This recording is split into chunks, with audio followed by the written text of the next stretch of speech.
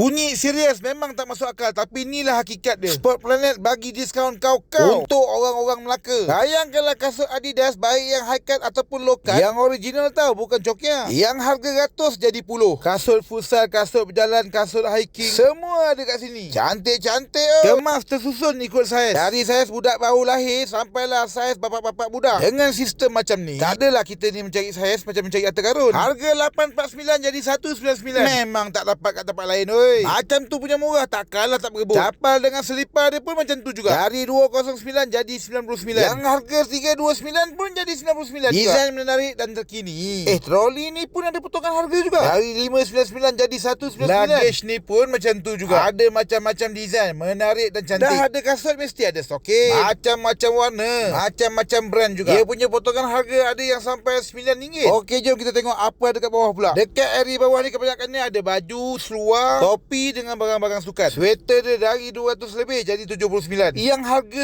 99 jadi RM22. Rugilah kan orang-orang Melaka kalau dah tahu tapi tak datang. Bila kala lagi nak dapat murah macam ni kan. Tahap diskaun dia ni kan sikit lagi nak jadi sedekah. Selain dari pakaian sukan yang berjenama kan, sport shirt untuk kaum hawa pun ada juga. Sweater dia tak payah cakap lah, macam-macam brand, macam-macam warna. Boleh bikin anak jatuh cinta. Tak kurang hebatnya seluar sukan yang ada kat sini. Sesekali nak merasa seluar mahal, inilah masanya untuk memiliki. Nanti dah tak ada diskaun, dah kena beli harga asal. Baik kebut peluang ni. Topi yang ada kat sini pun cantik-cantik dan berbagai desain. Harga 149 jadi 79. Tudung sport muslimah pun ada juga. Berbagai jenis beg, baik wash bag ataupun beg yang sandang belakang tu, semestinya memukau mata. Boleh belikan untuk anak. Dah ada pakaian sukan, tak ada alat sukan pun tak guna. Bola yang harga 579 pun dah jadi 329. Bola sepak, bola rugby, macam-macam lagi lah. Siapa suka main badminton, kita geng. Raket dekat sini harga paling rendah RM19. Macam tu jugalah dengan pickleball bat. Dari 199 jadi 89. Mana yang hantu pickleball tu meh datang sini. Terima kasih kepada Sport Planet untuk peluang ni yang memang jarang-jarang berlaku. Bermula 27 Mei ni sampai 7 Jun. Dari 10